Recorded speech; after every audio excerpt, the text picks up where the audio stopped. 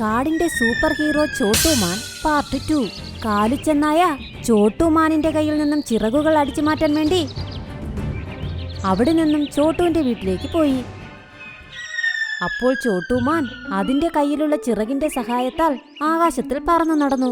അപ്പോൾ അത് കണ്ടു നദിയുടെ തീരത്ത് ഒരുപാട് മൃഗങ്ങൾ നിൽക്കുന്നത്. ഒരു മുയലിന്റെ കുഞ്ഞ് വെള്ളത്തിൽ വീണത് ബുദ്ധിമുട്ടുകയായിരുന്നു. എന്റെ കുഞ്ഞിനെ രക്ഷിക്കൂ, ഇല്ലെങ്കിൽ അവൻ മുങ്ങിച്ചാകും. നിങ്ങൾ നിങ്ങളുടെ കുട്ടികളെ നന്നായി സംരക്ഷിക്കണമായിരുന്നു. ഇപ്പോൾ ആർക്കാണോ നീന്തൽ അറിയാവുന്നത് അവർക്കേ നിങ്ങളുടെ കുഞ്ഞിനെ രക്ഷിക്കാൻ പറ്റൂ.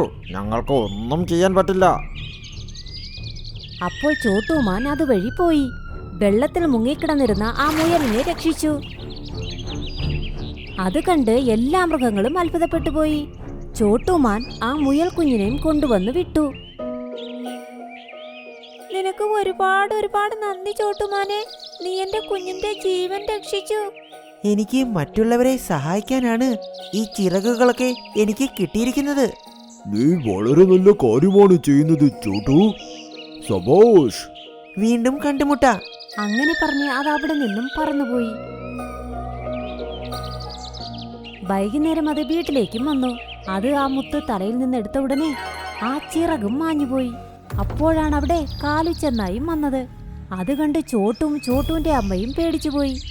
ഇപ്പോൾ നീ ഈ കാടിന്റെ സൂപ്പർ ഹീറോ ആയി മാറിയെന്ന് ഞാൻ കേട്ടല്ലോ. അതേ കാലു, ഇത് സത്യമാണ്. എനിക്ക് മൃഗങ്ങളെ രക്ഷിക്കാൻ ഒരുപാട് ഇഷ്ടമാണ്. ശരി, നീ ആ ചിറക് എനിക്കിങ്ങ് തന്നേക്ക്. ഞാൻ ജനങ്ങളെ സഹായിക്കാം. നീ പോയി റെസ്റ്റ് എടുക്ക്. നിങ്ങൾ എന്താ പറയുന്നത്? തരാൻ പറ്റുമോ ഇല്ലയോ? ഇത് എനിക്ക് ദേവത തന്ന സമ്മാനമാണ്. ഞാനിത് ആർക്കും തരില്ല. തരാൻ പറ്റില്ലെങ്കിൽ നീ മരിക്കാൻ തയ്യാറായിക്കോ. അത് കേട്ടതും ചോട്ടുവിന്റെ അമ്മയും ഒരുപാട് പേടിച്ചു. വേറെ വഴിയില്ലാതെ കാലുവിന് ആ മുത്തവും കൊടുത്തു. കാലു മുത്ത് തലയിൽ വെച്ച ഉടനെ അതിന് ചിറകും മുളച്ചു. കാലു, ഞാൻ പറയുന്നത് കേൾക്ക്. ഇപ്പോൾ രാത്രിയായി. ഇനി മുതൽ ഈ ചിറക് എന്റേതാണ്. പകലാണെങ്കിലും രാത്രിയാണെങ്കിലും ഇത് ഞാൻ ഒരിക്കലും മാറ്റുകയേയില്ല. ഇങ്ങനെ പറഞ്ഞ് അത് അതിന്റെ വാക്ക് കേൾക്കാതെ ആകാശത്തിലേക്ക് പറന്നു.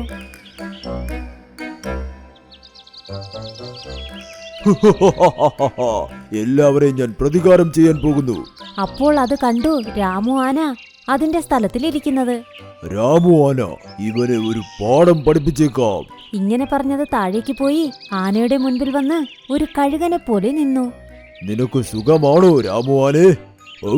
എന്താ ഇത്? നീ എങ്ങനെയാ ഇങ്ങനെ പറക്കുന്നത്? എനിക്ക് പറക്കാനും പറ്റും, പ്രതികാരം ചെയ്യാനും പറ്റും. അങ്ങനെ പറഞ്ഞ് അത് രാമു ആനയുടെ തലയിൽ വളരെ ശക്തമായി അടിക്കാൻ തുടങ്ങി. ഇത് കണ്ട് ആനയ്ക്ക് ദേഷ്യവും വന്നു. തടിയാ, ഇതാ തടിയാ ആനെ.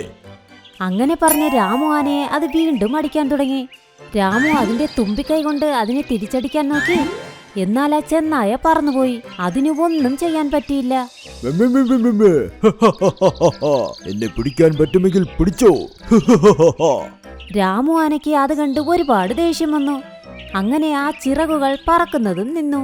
പതുക്കെ ആ കാലുച്ചെന്നായ താഴേക്കും വീണു. അയ്യോ, ഇവിടെ എന്താ സംഭവിക്കുന്നത്? ഞാനെന്താ താഴേക്ക് വീഴുന്നത്? അയ്യോ. അത് നേരെ രാമു ആനയുടെ അടുത്തേക്ക് വന്ന് വീണു.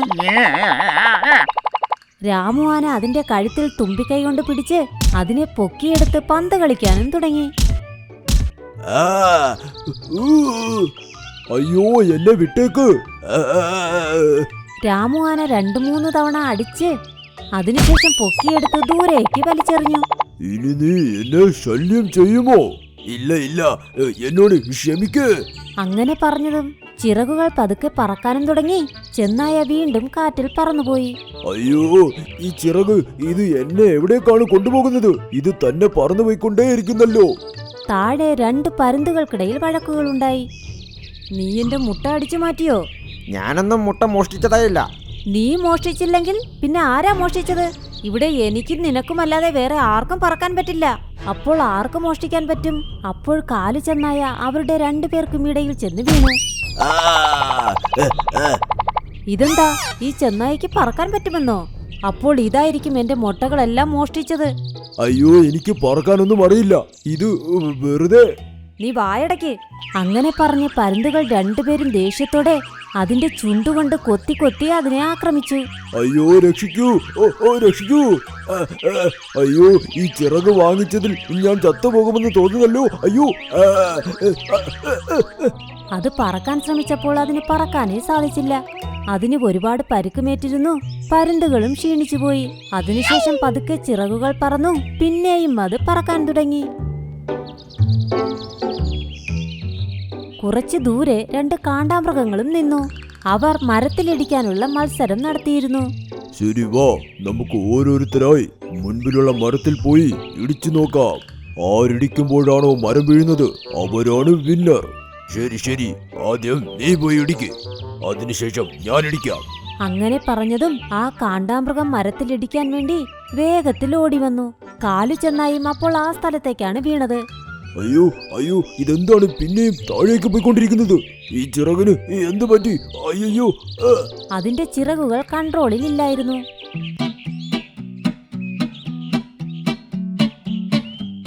കാണ്ടാമൃഗവും വേഗത്തിൽ ഓടി വന്നു.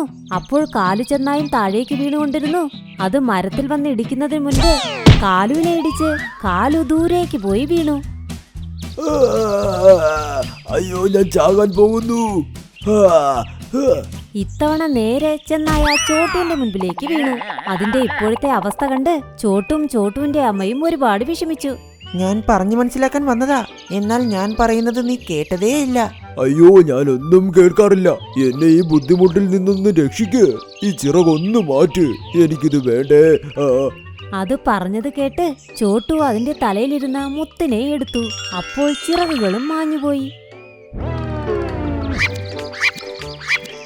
നീ നാളെ രാവിലെ ഇവിടേക്ക് വാ, ഞാനിത് നിനക്ക് തരാം. അയ്യോ, അത് നീ തന്നെ വെച്ചോ.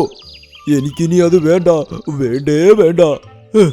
അങ്ങനെ പറഞ്ഞ് കാലു ചെന്നായ അവിടെ നിന്നും ഓടിപ്പോയി.